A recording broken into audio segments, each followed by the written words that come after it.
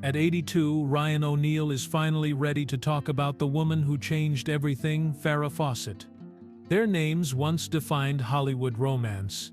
He was the intense, unpredictable actor from Love Story. She was the radiant star of Charlie's Angels, the face that hung on walls around the world. Together they were unstoppable and deeply complicated. Their love began in the glare of fame, survived breakups, public scrutiny, and years of silence.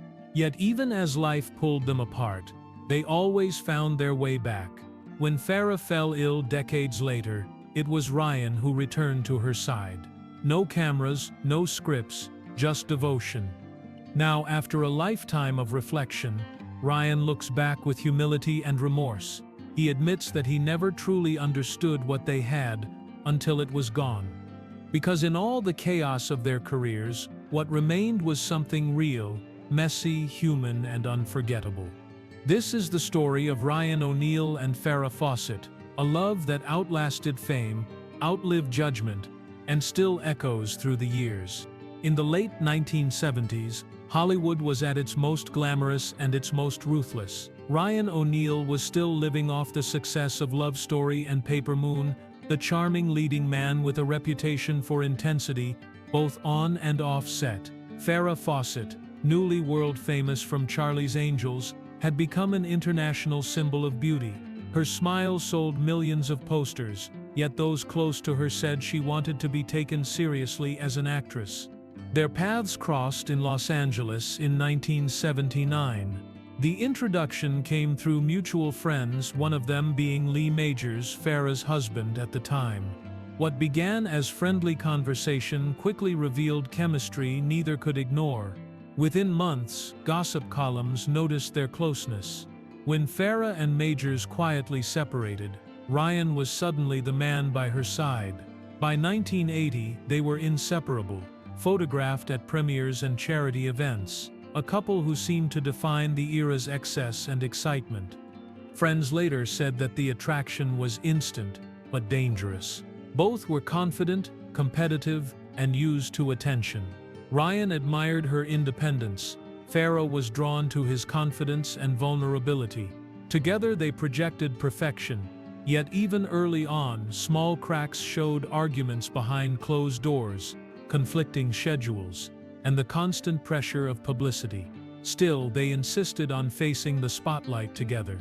For Ryan, Farrah represented everything he admired and feared in a partner: discipline, ambition, and grace. For Farrah, Ryan was different from anyone she'd known, unpredictable but deeply affectionate. Their relationship was volatile, but it was also genuine, built on shared ambition and the kind of chemistry that made casting directors envious.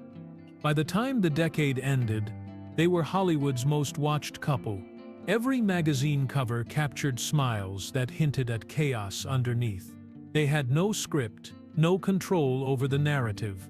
Only two stars trying to balance real emotion with a public that wanted spectacle.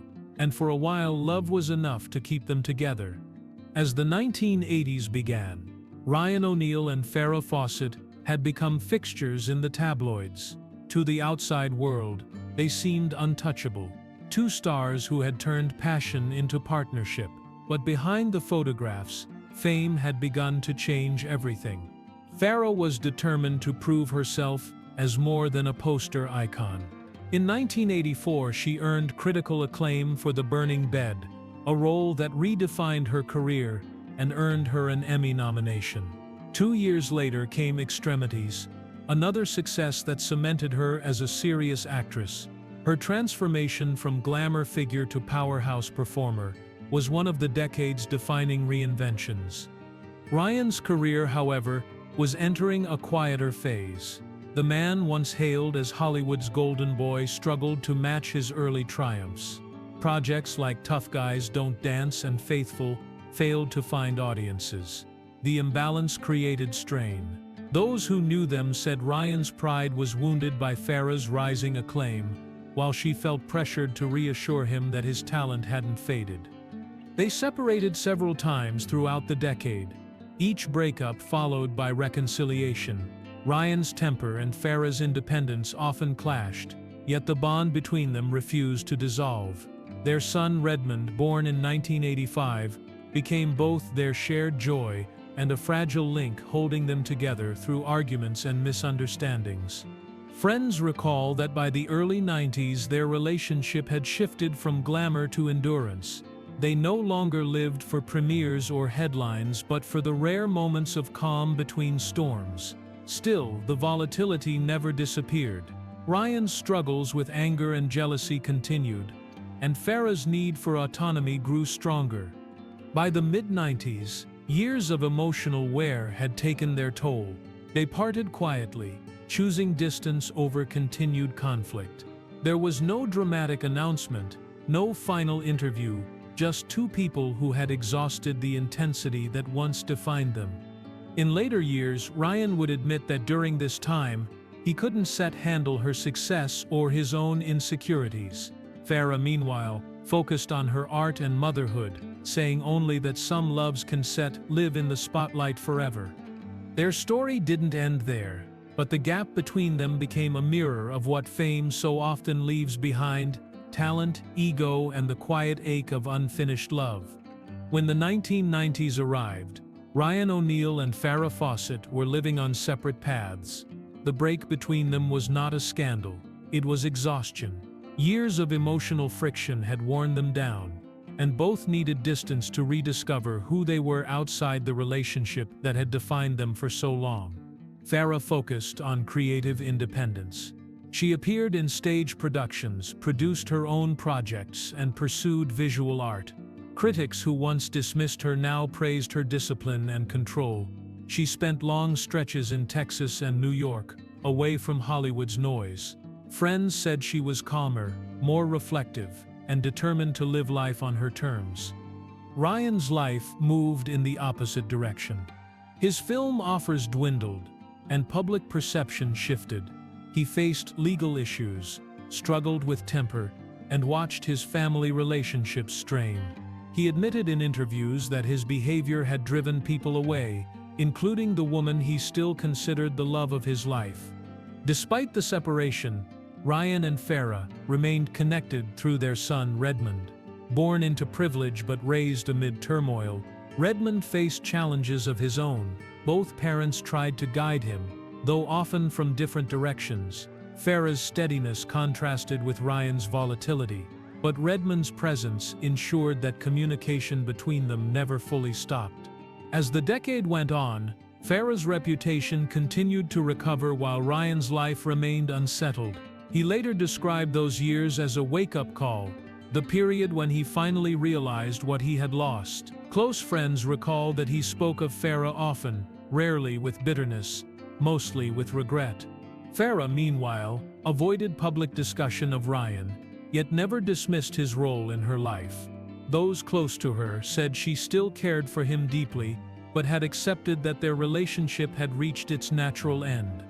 By the turn of the millennium, their lives had diverged completely. She was thriving creatively and personally. He was confronting decline and self-reflection. Still, the story was not finished. The years apart only sharpened what remained between them: unspoken affection, unfinished business, and a bond that neither distance nor time could fully erase.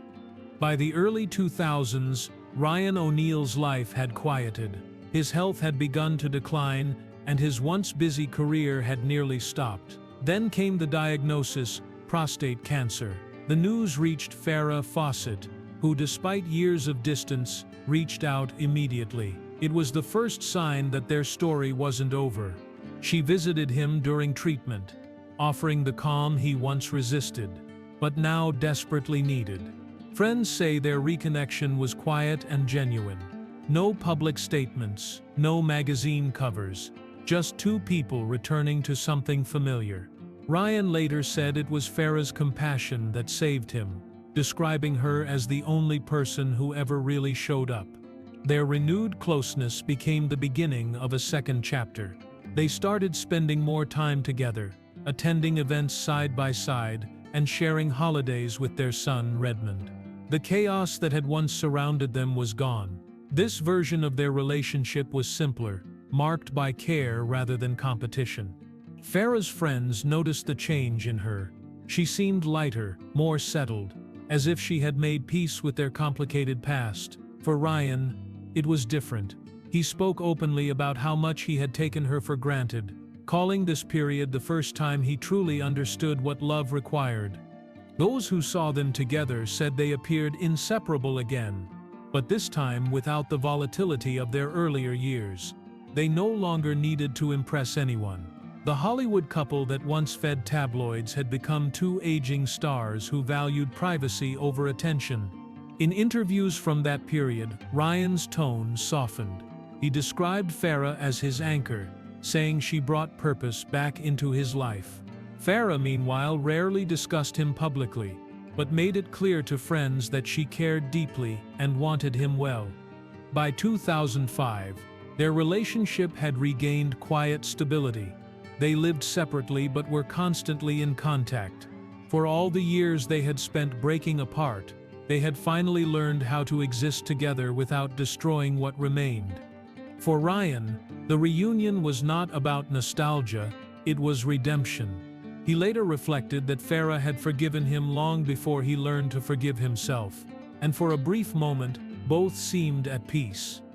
In 2006, Farrah Fawcett received a diagnosis that would change everything: anal cancer. At first she chose privacy, sharing the news only with her closest friends and Ryan O'Neal. Within days he was back at her side.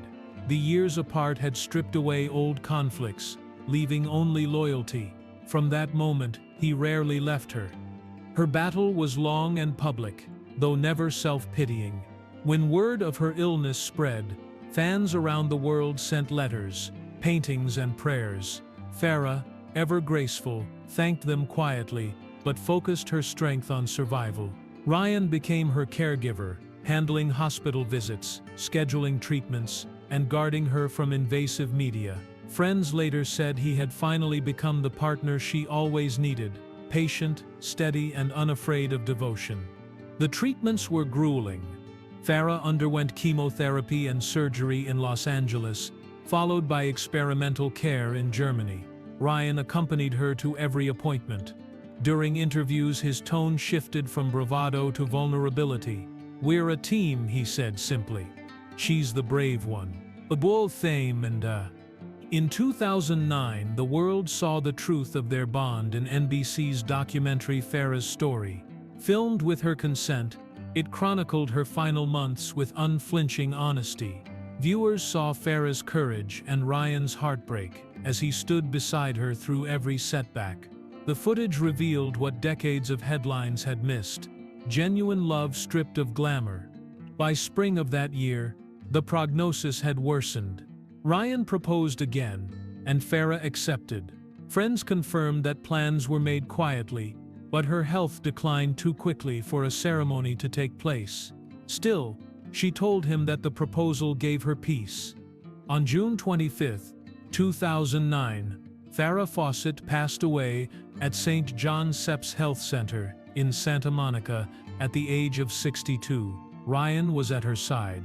Hours later, he released a short statement: "I loved her with all my heart. She will be with me forever." At her funeral, Ryan carried her casket, his head lowered, his eyes fixed on the floor. Those who attended said it was the first time they saw him completely undone. Years earlier, he had chased fame, charm, and control. In that moment, all that remained was loss. Yet those final months gave him something even grief couldn't take away: a sense of purpose. Farrah's courage had humbled him, and her forgiveness had changed him. For Ryan O'Neal, the end of her life became the beginning of his truth. After Farrah Fawcett's passing, Ryan O'Neal's life slowed to quiet reflection. Public appearances grew rare, and when he did speak, it was almost always about her. In interviews, he admitted that losing Farrah felt like losing air itself. For a man once defined by fame and ego, grief became his most human quality. In the months following her death, Ryan remained devoted to honoring her memory. He helped manage the Farrah Fawcett Foundation, established to support cancer research and patient care. He appeared at tributes and screenings, often fighting emotion as he described her bravery. "She faced something impossible," he said, "and she did it with grace." Their son Redmond continued to struggle with addiction and legal issues, drawing renewed media attention. Ryan rarely spoke publicly about it, but privately acknowledged that Farrah's greatest worry had always been Redmond's future. Friends said Ryan's determination to stay alive in his later years was fueled by the desire to help his son find stability. In the years that followed, Ryan's health declined. He faced leukemia but fought through treatment, describing his survival as one more chance to get things right. He often spoke of visiting Farrah's resting place, bringing flowers and talking to her aloud. It became a quiet ritual, a way of keeping her close. He also made peace with the public image that had once overshadowed him. The brash movie star of the 1970s was gone. What remained was a man stripped of performance, unguarded and sincere. When asked what he missed most, he answered without hesitation, "Everything about her." Farrah's legacy only grew. Younger audiences rediscovered her work through streaming platforms, while longtime fans remembered her as both a pop culture icon and a symbol of resilience. Ryan took comfort in that. He once said he hoped people would see beyond her beauty and remember the strength that defined her final years. Today, when Ryan speaks of Farrah, it is with calm certainty. He doesn't describe what might have been or what went wrong, only what endured. He calls her his forever companion, proof that even in a city built on illusion, something real can last. Their story, spanning 3 decades of triumph and turmoil, ends not in fame, but in truth. She was the constant thread through every version of his life, and as Ryan himself now admits, she was the love that outlasted everything else. Ryan O'Neal's life is now measured not in films or headlines but in memories. When he speaks of Farrah Fawcett, it isn't as a star or an icon, it's as the woman who shaped his best and hardest years. Their story began in youth, burned through fame, and ended in quiet loyalty. Few Hollywood romances survived so much, yet theirs endures in a way neither could have predicted. Those who knew them say Farrah softened Ryan's edges, while he reminded her that life didn't have to be perfect to be meaningful. Together they lived every contradiction of love, admiration and jealousy, distance and devotion, pride and forgiveness. For all the turbulence, their bond never faded. Ryan's later years have become an open tribute to her memory, a reflection of what happens when time finally slows and truth takes the place of ego. In his own words, he no longer searches for answers, he only hopes to honor what they had. Farrah's courage and Ryan's late honesty form the ending neither fame nor tragedy could rewrite. 2 people who found peace, not in perfection, but in understanding. For more emotional stories, check out this video.